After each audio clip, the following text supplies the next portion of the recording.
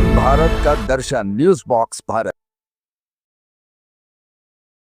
देखिए, एक चिंता और एक फिक्र जो है अंजुमन को लेकर के, वो फिक्र अभी भी हम लोगों के पीछे बाकी है। हालांकि हम लोगों ने अंजुमन इलेक्शन का अनाउंसमेंट कर दिया है और मोस्ट प्रोबेबली ये बहुत जल्दी जो चार्ज जो होता है कन्वीनर को, वो हम लोग सौंप देने वाले हैं। कुछ ही दिनों में हम लोग चार्ज सौंपने वाले हैं और सारा प्रक्रिया भी स्टार्ट हो जाएगा और 1-2 महीना के अंदर इलेक्शन हो जाएगा। लेकिन जो एक फिक्र हम लोग को सता रही है वो ये है कि हम लोग जब से इलेक्शन के बाद यहाँ पर इलेक्टेड बॉडी जब से यहाँ पर आई है, तब से यहाँ पर एक अजीब तरह का माहौल क्रिएट कर दिया गया सदर मुख्तार अहमद के द्वारा, और हम लोगों को काम नहीं करने गया। जो इलेक्टेड मेंबर्स थे वो उनको अलग थलग कर दिया गया और जो बाहर के लोग थे उनको लेकर के वो तरह तरह का काम कर रहे थे। जितने जो हमारा जो एजुकेशन का जो अदारा है उस पर कब्जा कर लिया गया, हमारा जो हॉस्पिटल है उस पर कब्जा कर लिया गया। जैसा कि आपको मालूम है कि अंजुमन इस्लामिया का जो मेन असासा है, अगर हेल्थ सेक्टर से देखेंगे तो अंजुमन इस्लामिया अस्पताल है। अब अंजुमन इस्लामिया अस्पताल 1 साल बड़ा मुश्किल से उसको हम लोग रन किए और उसमें बहुत सारा काम किए। उसके बाद एक अच्छा अमाउंट भी हम लोगों ने बैंक में जमा कर दिया। एक आप फाइनेंशियल एस्पेक्ट से देखेंगे तो बहुत स्ट्रॉन्ग अमाउंट हमारे पास एक फाइनेंशियल एस्पेक्ट जमा हो गया। उसके बाद इन लोगों ने क्या किया कि फर्जी कमेटी बना करके हॉस्पिटल में कब्जा कर लिया। मेरा एक क्वेश्चन भी है और हम सबों का एक फिक्र भी है कि आज अंजुमन इस्लामिया अस्पताल अंजुमन इस्लामिया के अंडर में नहीं है। ये वहाँ पर गैर कानूनी कब्जा है, बाहर के लोग वहाँ पर चला रहे हैं। सदर वहाँ पर हैं, लेकिन वो एक तरह के समझिए कि उनका कुछ क्या मकसद है, किस मकसद से वहाँ पर है, अल्लाह ही मालिक। बाहर के लोग वहाँ पर काबिज हैं। किस तरह से अंजुमन इस्लामिया हॉस्पिटल चल रहा है ये किसी से छुपा हुआ नहीं है। इसी गैर कानूनी कब्जा की भेंट कई लोग चढ़ चुके हैं, कई पेशेंट चढ़ चुके हैं। कल ही एक वहाँ पर एक नौजवान लड़के का मौत हो गया।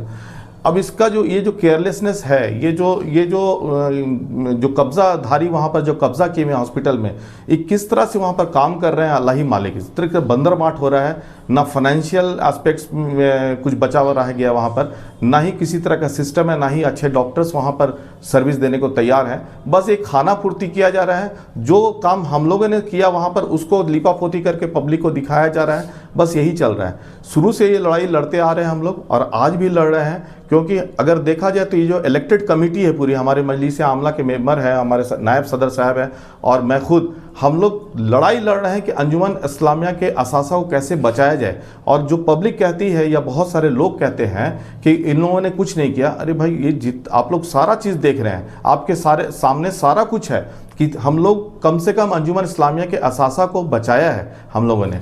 आपको इसका जीता जाता जो एग्जाम्पल ये है कि अभी लास्ट तक अपनी जिम्मेदारी समझते हुए हम लोगों ने एक लेटर ड्राफ्ट कराया यहाँ के बड़े वकील से कि किस तरह से अंजुमन इस्लामिया अस्पताल को कब्जा किया गया है। आप सबको मालूम है कि ये वक्फ रजिस्टर्ड प्रॉपर्टी है, 1701 इसका संख्या है, रजिस्टर्ड संख्या, और अंजुमन इस्लामिया का एक मजबूत अदारा है अंजुमन इस्लामिया हॉस्पिटल।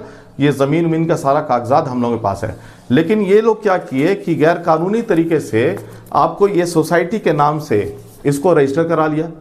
इसका कंप्लेन अभी इसी महीना में, इसका कंप्लेन हम लोग जाकर के डायरेक्ट आईजी रजिस्ट्रार से मिले, उनको कंप्लेन किए कि ये अंजुमन इस्लामिया का हॉस्पिटल है और अंजुमन इस्लामिया ही इसको रन करेगी, ये किसी सोसाइटी के अंतर्गत ये नहीं चल सकता, ये गैर कानूनी है। आपको भ्रम में रख करके रजिस्ट्रेशन कराया गया है। ये इन्फॉर्मेशन उनको दिया गया और उनको बताया गया कि किस तरह से वहाँ पर पूरे हॉस्पिटल को बर्बाद किया जा रहा है। एक इसेंशियल सर्विस है, एक प्रॉपर्टी है, पब्लिक सर्विस के लिए है, जिसको वहाँ पर बंदर बाट किया जा रहा है। वहाँ के सारे मतलब जो भी चीज़ है अंजुमन इस्लामिया हॉस्पिटल का, उसको पूरी तरह से सिस्टम को कोलैप्स कर दिया गया।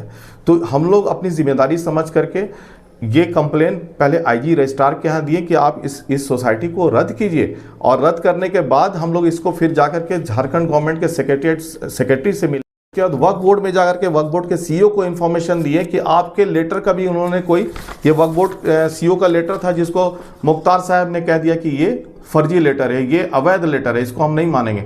तो आप वक्फ बोर्ड के लेटर को नहीं मानते हैं, आप कमेटी के डिसीजन को नहीं मानते हैं, आवाम जो बैठ करके जो डिसीजन लिया था उसको आप नहीं माने। यहाँ पर जो अकाउंट्स में इतना सारा पैसा अंजुमन इस्लामिया अस्पताल का जो फ्रीज होकर के रखा हुआ है उसको ओपन कराने की बात थी। आप हमेशा मेरे ऊपर इल्ज़ाम लगाते गए, इलेक्टेड कमेटी के ऊपर इल्ज़ाम लगाते गए। जब इसको खोलने की बात हुई, जब सारे पंचायत बैठ करके फैसला किए, रांची के आलिम उलमा बैठ के फैसला किए, तो आप उस फैसला को नहीं माने। आप उस अकाउंट को अनफ्रीज करने के लिए वहाँ पर तैयार नहीं हुए और बैंक से उठ करके वापस आप चले गए। आपका सिर्फ यही कहना था कि हमको एनओसी चाहिए और हम ये इस तरह और किसी चीज़ में हम राज़ी नहीं हैं।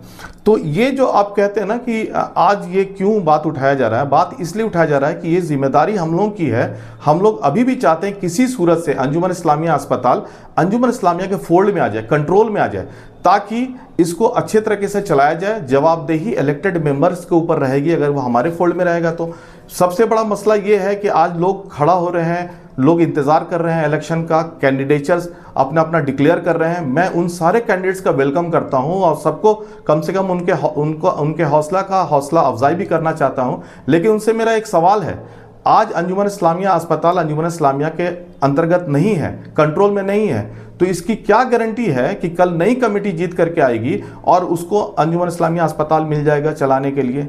फिर से क्या आप 3 साल लड़ाई लड़ेंगे अंजुमन इस्लामिया आपको अस्पताल को वापस लेने के लिए अंजुमन इस्लामिया में? और ये लड़ाई में आप कितना कामयाब होंगे? हमने तो हाई कोर्ट तक लड़ा, हाई कोर्ट में कामयाबी मिली, लेकिन हाई कोर्ट में एक डिसीजन का स्टेटमेंट ये आ गया कि इसको आईजी रजिस्ट्रार के यहाँ जाकर के आप इसको सॉल्व कीजिएगा कि ये सोसाइटी का भी मामला है। और जहाँ वक्फ का मामला है तो उन्होंने कहा कि वक्फ बोर्ड में जाकर के ट्रिब्यूनल में आप जाइए। तो फिर भी ऑलमोस्ट देखा जाए तो मोटा मोटी फैसला जो हमारे हाथ में ही था, लेकिन ये लोग नहीं माने। ठीक है, कब्जाधारी जो है अंजुमन इस्लामिया अस्पताल में वो लोग नहीं माने और उसको जो लीड कर रहे हैं हाजी मुख्तार साहब, वहाँ के सुपरिटेंडेंट मुकीम आलम साहब, ये किसी तरह से मिसगाइड करके आवाम को, पब्लिक को और बाकी डॉक्टर्स को वहाँ पर अपना कब्जा जमाए हुए हैं। मेरी सिर्फ एक ही गुजारिश है, आज अंजुमन बचाओ मोर्चा भी है अल्हम्दुलिल्लाह, लेकिन हम ये कहना चाहेंगे आपके माध्यम से, आप दोनों न्यूज़ चैनल के माध्यम से, कि अगर ओरिजिनली कोई अंजुमन बचाओ मोर्चा है ना तो यही इलेक्टेड कमेटी है। हम ही लोग अंजुमन बचाओ मोर्चा के पिछले 3 साल से हम लोग लड़ रहे हैं। हम लोग इसको बचाने के लिए अपना वक्त, अपनी कुर्बानी, अपना पैसा, अपना सब कुछ लगाए हैं।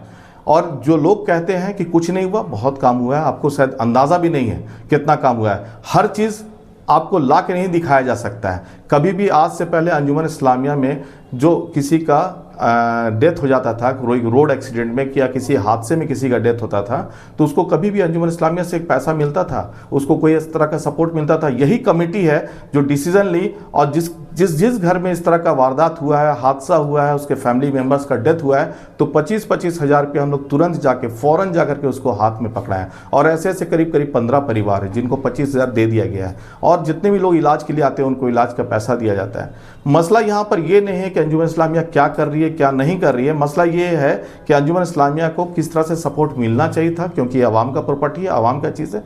वो सपोर्ट मिला कि नहीं मिला? आज अंजुमन इस्लामिया अस्पताल अंजुमन इस्लामिया के अंडर में नहीं है। वो कब आएगा, कैसे आएगा? क्या अंजुमन इस्लामिया का इलेक्शन से पहले अस्पताल अंजुमन इस्लामिया वापस आएगा? और नहीं आएगा तो इसके जिम्मेदार कौन है? इसके जिम्मेदार कौन है? और अंजुमन के इलेक्शन के बाद जो कमेटी आएगी वो किस तरह से अंजुमन इस्लामिया अस्पताल को अपने फोल्ड में लेगी? ये बड़ा सवाल है अंजुमन। हम यही चाहते हैं कि आज भी टाइम है, अभी ये प्रक्रिया में और इलेक्शन होने में कम से कम 2 महीने का वक्त है।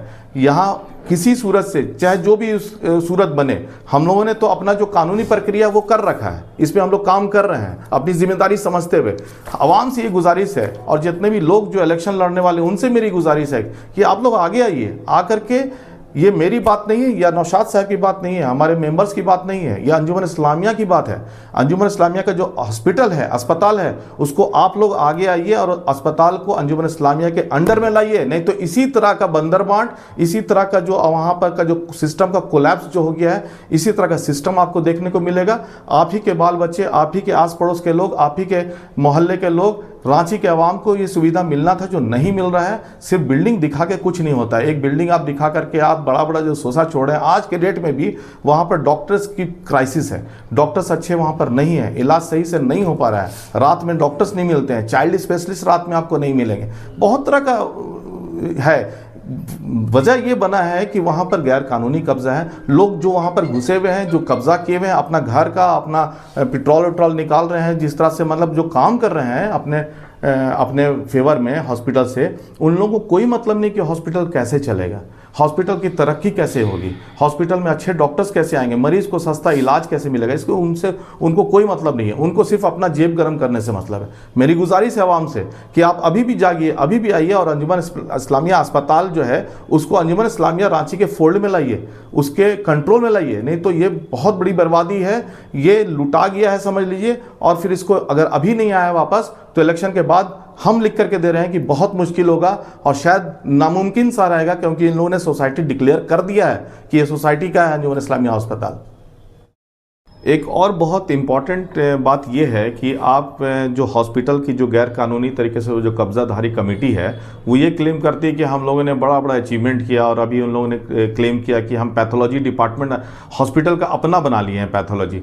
इसमें मेरा एक क्वेश्चन है कि अगर अपना बनाए हैं तो इसको अंजुमन इस्लामिया के जो आपका पेरेंट्स बॉडी है, जो पेरेंट बॉडी है, उससे कब पास करवाएं और आप किस टर्म्स कंडीशन में बनाए हैं। हम लोगों को जो इन्फॉर्मेशन है कि ये अंजुमन इस्लामिया अस्पताल का पैथोलॉजी नहीं है, ये एक कॉन्ट्रैक्ट बेसिस में डॉक्टर इखलाक हैं वहाँ पर और भी बहुत लोग हैं, उनके साथ ये उनका कॉन्ट्रैक्ट हुआ है और उनको पैथोलॉजी दिया गया। अब उसमें कौन कौन शामिल है ये जांच का विषय है। लेकिन जो इन लोगों ने भ्रम फैलाने की कोशिश की है कि हम 25% और 50% छूट दे रहे हैं जांच में, ये मेरे हिसाब से सरासर गलत है। इसलिए कि इससे पहले हम लोग जो सर्जरी का प्रोफाइल टेस्ट होता था, अपार्ट आप अल्ट्रासाउंड को अगर हटा दे तो बाकी जो प्रोफाइल टेस्ट होता था वो 1800 का पैकेज था। 1800 में हम लोग कर देते थे जांच पूरा सर्जरी से बिफोर सर्जरी जो सर्जिकल टेस्ट होता है। आज के डेट में यही जो सर्जरी का जो टेस्ट हो रहा है वो 2800 में हो रहा है। तो आप 200 रुपये बढ़ा करके और उसमें 25% घटा करके क्या शो करना चाह रहे हैं। तो ये एक तरह का धोखा है आवाम के सामने। आप देखिए कि एक रिपोर्ट मेरे सामने है, ये अंजुमन इस्लामिया का रिपोर्ट है, अंजुमन इस्लामिया अस्पताल का सर्जरी से पहले, और ये कंपनी में जाकर के दूसरे जगह जाकर एक तरह का समझिए कि वहाँ कलेक्शन हुआ है और कलेक्शन होकर के दूसरे जगह जाकर के इसका जांच हुआ है। ये सामने प्रूफ है इसका। तो इस तरह का जो धोखा दिया जा रहा है, ये सब जो हो रहा है ये सिर्फ इसीलिए हो रहा है कि आवाम इसको आड़े हाथ नहीं ले रहा है। सबसे मेरी गुजारिश है बढ़िए, अब आपको सही लोगों को जिता करके लाइए। 25 किया 50% का आपको छूट मिलेगा, सही इलाज होगा, दाम बढ़ा के दाम नहीं घटाया जाएगा। जो ओरिजिनल रेट है, जो एक गरीब गुरबा को जिस तरह से इलाज मिलना चाहिए वैसा सस्ता इलाज मुहैया कराया जाएगा इंशाल्लाह।